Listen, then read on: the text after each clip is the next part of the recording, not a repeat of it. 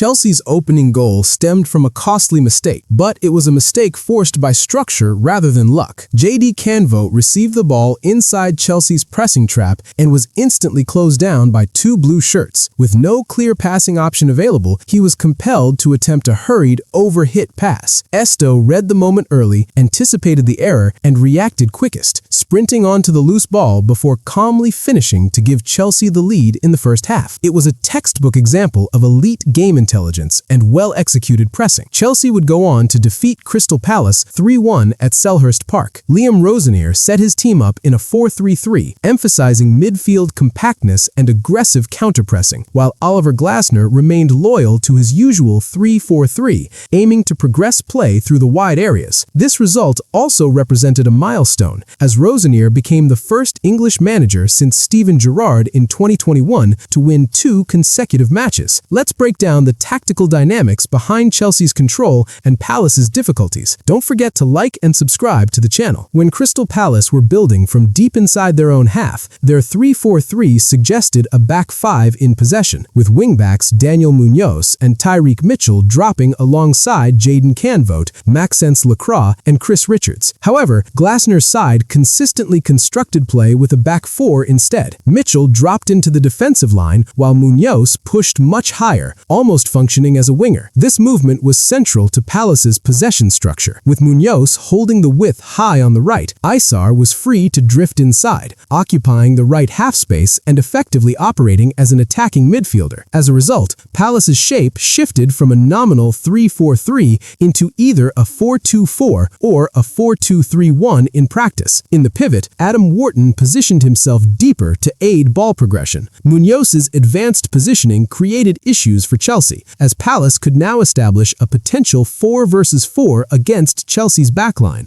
stretching the defense horizontally from deep zones. Wharton repeatedly sought to exploit this by threading line-breaking passes toward Johnson, Mateta, Sarr, or Munoz. To deal with Palace's build-up, Liam Rosenior modified Chelsea's pressing structure. Andre Santos dropped into the defensive line to prevent it from becoming overstretched, turning Palace's 4 versus 4 into a 5 versus 4 advantage for Chelsea. Marc Cucurella was assigned the task of tightly tracking and pressing Munoz, even when he dropped deeper, while Benoit Badiashile stepped out aggressively to engage Sarr. In the midfield, Moises Caicedo and Enzo Fernandez pressed Palace's double pivot, with Caicedo focusing on Wharton and Enzo tracking Jefferson Lerma. Ahead of them, Pedro Neto, João Pedro, and Estevan applied pressure to Palace's backline. This coordinated pressing approach forced Palace into rushed decisions, leading to turnovers and allowing Chelsea to regain possession high up the pitch. In response, Glasner introduced subtle in-game tweaks. Palace began to involve the goalkeeper more in build-up, enabling Mitchell to step into midfield and create a 3 versus 2 overload centrally. Sarr also dropped deeper at times, serving a dual purpose. His movement often drew Badiashile out of the defensive line, opening space for Mateta or Munoz to attack in behind. In the final third, Palace relied heavily on crosses into the box, but these deliveries were largely ineffective. Although Palace were reduced to 10 men after a second-half red card, the momentum had already swung decisively in Chelsea's favor before that moment. When Chelsea had possession, they consistently built from the back with clear positional rotations. Marc Cucurella stepped high into the left half space, transforming the back 4 into a back 3 consisting of Reece James, Trevoh Chalobah, and Benoit Badiashile. This provided both defensive stability and a strong rest defense structure, while also creating cleaner passing angles for progression. Ahead of them, Moises Caicedo and Andre Santos formed a staggered double pivot, offering vertical passing lanes and protection against counterattacks. Pedro Neto held the width on the left touchline, while Estevan stayed wide on the right, pinning Palace's wingbacks and preventing them from stepping into midfield. Enzo Fernandez operated in the right half space, shifting Chelsea's shape from a 4-2-3-1 into a 3-2-4-1 during the build-up phase. This structure allowed Chelsea to consistently position 4 players between Palace's midfield and defensive lines, granting them reliable access to central progression. Rosenier's intention was clear. With Cucurella and Enzo positioned inside, Chelsea could form either a midfield box or a diamond, depending on Palace's pressing approach. The wide positioning of Neto and Estevan forced Palace's wingbacks to remain deep, meaning Chelsea regularly enjoyed numerical superiority in central areas. Since Rosenior prioritizes building through the middle, this central overload ensured Chelsea always had multiple routes to play through Palace, rather than being forced around them. The constant movement of Cucurella and Enzo posed a persistent dilemma for Palace. If Palace's midfielders stepped out to press them, space immediately opened up behind the press. If they chose to hold their line instead, Chelsea were able to receive the ball between the lines, turn, and progress play. This made strict man-marking difficult to sustain and frequently caused Palace's defensive structure to stretch and lose compactness. Out of possession, Palace looked to disrupt Chelsea's build-up using a man-to-man pressing scheme. Mateta and Sarr led the press against Chelsea's back line, while also attempting to block passing lanes into midfield. Wharton and Johnson matched up directly with Caicedo and Andre Santos. Lerma tracked Enzo's movements in the half space, and Munoz followed Cucurella's advanced positioning. The objective was to force Chelsea into uncomfortable zones, provoke mistakes, and regain possession high up the pitch. There were moments when this approach proved effective. One clear example came when Badiashile was aggressively closed down by Mateta and Sarr, resulting in a turnover that sent Mateta through on goal, only for Robert Sanchez to produce a crucial save. This sequence underlined Chelsea's vulnerability when their center-backs are isolated under intense pressure, even though Badiashile was largely solid across the match. To bypass Palace's pressure, Chelsea relied on intelligent movement ahead of the ball. João Pedro frequently dropped into midfield to receive, drawing his marker out and creating space for Cucurella or Enzo to attack the area behind the defensive line.